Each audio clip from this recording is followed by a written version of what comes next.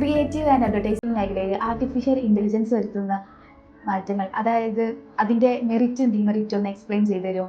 ഈ ഒരു മാറ്റത്തെ നമ്മൾ എങ്ങനെ സമീപിക്കണം? It's a good question. Today, artificial intelligence has taken the world by storm. അത്രയും ഫാസ്റ്റായിട്ടാണ് അത് അക്രോസ് ദ വേൾഡ് അത് പോകുന്നത്. And obviously, the term AI has become very familiar even among the kids. Naslen ചോദിച്ച ചോദ്യം ഇതിൻ്റെ മെറിറ്റ്സ് ആൻഡ് ഡിമെറിറ്റ്സ് ആണ്. അതിൽ പറയാനുള്ളതെന്ന് വെച്ചാൽ, of course it's going to revolutionise the world, especially advertising, media, creativity, and just name the sector. Everywhere is going to change. Advertising, when it comes to advertising, like media, I would say it's part of that revolution, evolving related വരിക. കാരണം ഒരു digital വേൾഡിലേക്ക് മാറിയപ്പോൾ, ഏലിയോ ഒരു manual വേൾഡിൽ നിന്ന് ഒരു digital വേൾഡിലേക്ക് കമ്പ്യൂട്ടേഴ്സ് വന്ന സമയത്ത് എങ്ങനെയാണോ ഒരു ആർട്ട് കൺവേർട്ടായത്, അതിൻ്റെ നെക്സ്റ്റ് ലെവലിലേക്ക്, നെക്സ്റ്റ് ഫേസിലേക്കാണ് ഒന്ന് മാറുന്നത്. കാരണം അന്നത്തെ ആളുകൾ പറഞ്ഞിട്ടുണ്ടായിരുന്നു, കമ്പ്യൂട്ടറിലേക്ക് വരുമ്പോൾ you will lose the soul of art എന്നൊക്കെ പറഞ്ഞിട്ടുണ്ടായിരുന്നു. Even now same thing, the same. കാരണം ആർട്ടിഫിഷ്യൽ ഇൻ്റലിജൻസ് വരുമ്പോൾ ഈ ഫിലിം ഫീൽഡിൽ ഷൂട്ട് ചെയ്യാതെ തന്നെ ക്യാരക്ടേഴ്സിനെ കൊണ്ട് നമ്മൾ ചെയ്യുന്നു എന്നൊക്കെ പറയുമ്പോൾ അതിൻ്റെ സോൾ എവിടെ, അല്ലെങ്കിൽ അതിൻ്റെ ഒരു റിയാലിറ്റി എവിടെ എന്നുള്ള ചോദ്യം എല്ലാവരും ചോദിക്കുന്നുണ്ട്. പക്ഷേ നമ്മൾ പരസ്യം ചെയ്യുന്നത് എന്താ? നമ്മളൊരു മേക്ക് ബിലീഫാണ്. ബിക്കോസ് നമ്മൾ ആളുകളെ വിശ്വസിപ്പിക്കും. കാരണം നമ്മൾ എങ്ങനെയാണ് ക്രിയേറ്റ് ചെയ്തതെന്നോ, അല്ലാന്നുണ്ടെങ്കിൽ എത്രത്തോളം റിയൽ ആയിട്ടുള്ള കാര്യങ്ങൾ ഉപയോഗിച്ചെന്നോ നമ്മൾ പറയുന്നത്. അതേപോലെ തന്നെയാണ് ഇതും, ടു എ ഗ്രേറ്റ് എക്സ്റ്റെൻറ്റ്, അല്ലെങ്കിൽ ഒരു അഡ്വാൻസ് ലെവലിൽ നമ്മളത് ചെയ്യുകയാണ്.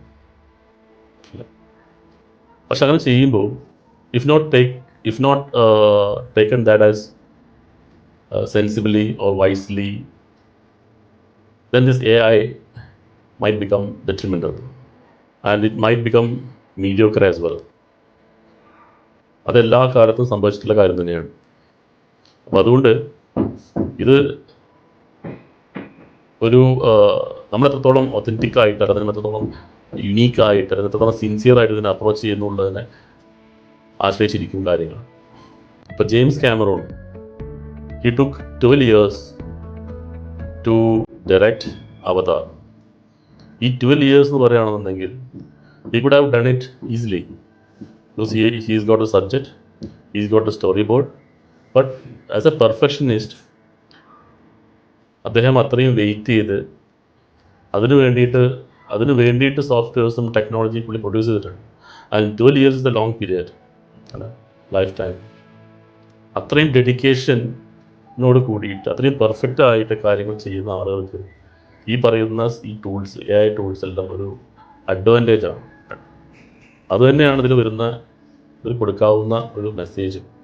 So whatever you do it with 100% dedication, sincerity and patience. അപ്പം അങ്ങനെ വരുമ്പോൾ നേരത്തെ പറഞ്ഞ പോലെ തന്നെ ഒരു മാനുവലിൽ നിന്ന് ഒരു കമ്പ്യൂട്ടർ യുഗത്തിലേക്ക് മാറുമ്പോൾ കുറേ കാര്യങ്ങൾ ഈസി ആയിരുന്നു. ഇപ്പോൾ കമ്പ്യൂട്ടർ യുഗത്തിൽ നിന്ന് AI മാറുമ്പോൾ അത് കുറച്ചും കൂടെ ഈസി ആവും.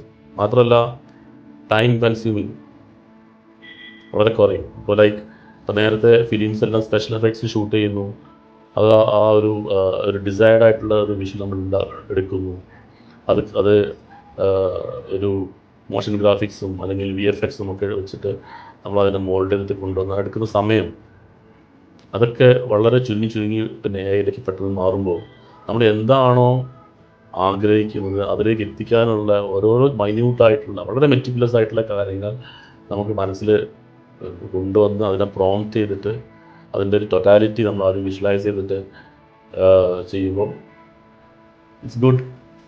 അപ്പം അങ്ങനെ വരുമ്പോൾ AI ടൂൾ നമ്മൾ അഡാപ്റ്റ് ചെയ്യുമ്പോൾ അത് വേണ്ടത്. അത് മാത്രമല്ല, അതിൽ ഇപ്പോൾ നിങ്ങൾ ചോദിച്ചതിൻ്റെ രണ്ടാമതൊരു സൈഡുണ്ട്. എന്നുവെച്ചാൽ ഇത് എത്രത്തോളം അലാമിംഗ് ആണ് എന്നുള്ളത്. അതായത് ഒരു പുതിയ അല്ലെങ്കിൽ ഫീൽഡിലുള്ള ആൾക്കാർക്ക്, അല്ലാന്നുണ്ടെങ്കിൽ പുതിയ ഒരു ബഡിങ് ജനറേഷൻ എത്രത്തോളം അലാമിംഗ് ആണ്. ഒട്ടും അലാമിംഗ് അല്ല. അത് നെക്സ്റ്റ് ജനറേഷൻ. അപ്പം അങ്ങനെ കണ്ടാൽ മതി. ഇപ്പോൾ ലാസ്റ്റ് വീക്ക് ഇപ്പോൾ ഇന്ത്യയിൽ ഡൽഹിയിൽ ഇന്ത്യ ഹോസ്റ്റ് ഒരു world summit on A impact summit എന്ന് പറഞ്ഞിട്ട് there were around 160 countries participated. അതിൽ തന്നെ ലോക നേതാക്കൾ പങ്കെടുത്തിട്ടുണ്ടായിരുന്നു. അപ്പോൾ അത്രത്തോളം ഇന്ത്യ ഇതിലേക്ക് ഇൻവെസ്റ്റ് ചെയ്യുന്നു, ഇന്ത്യ എത്രത്തോളം ഇതിൽ ഇൻട്രസ്റ്റഡ് ആണെന്നുള്ളതും അത് വളരെ വ്യക്തമാണ്. It's called innovation. ഇന്നോവേഷൻ എന്ന് പറഞ്ഞു കഴിഞ്ഞാൽ it sounds like innovation, but innovation എന്ന് പറഞ്ഞു കഴിഞ്ഞാൽ innovation based on India or innovation for India. കാരണം ഇന്ത്യയിൽ അത്രയും റിസോഴ്സസ് ഉണ്ട്, അത്രയും എന്താ പറയുക ഫെർട്ടൈൽ മൈൻഡ്സ് ഉണ്ട്. അതിൽ ഇന്ത്യയെ വെച്ചുകൊണ്ട് എന്തൊക്കെ കാര്യങ്ങൾ പ്ലാൻ ചെയ്യാമെന്ന രീതിയിലേക്ക് വേൾഡ് മാറുകയാണ്. ഇപ്പോൾ ഫോർ എക്സാമ്പിൾ ഇപ്പോൾ ടാറ്റ ഇന്നോവേറ്റ് ചെയ്ത ഏറ്റവും cheapest car in the world nano എന്ന് പറഞ്ഞു. ഇതേ ടാറ്റ തന്നെ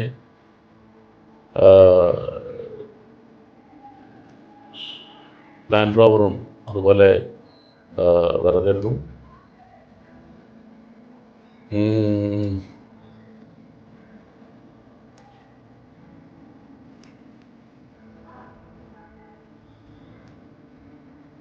ഒന്ന് ഇത് ചെയ്യണേ,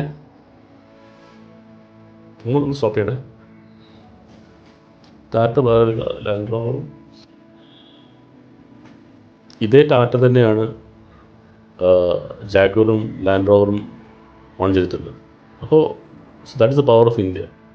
അപ്പോൾ ഇന്ത്യയും എയും തമ്മിൽ നമ്മൾ കണക്ട് ചെയ്യുമ്പോൾ lot of opportunities if we target on the right point, if we build the right point. അപ്പോൾ അതുകൊണ്ട് it opens to a vista of opportunities for us and it is inevitable also. Without AI ഇനി വരുന്ന എല്ലാ കാര്യങ്ങൾക്കും AI നമുക്ക് avoid ചെയ്യാൻ പറ്റാത്ത ഒരു ടെക്നോളജിയാണ്, ഒരു സബ്ജക്റ്റായിട്ട് മാറിയിട്ടുണ്ട്.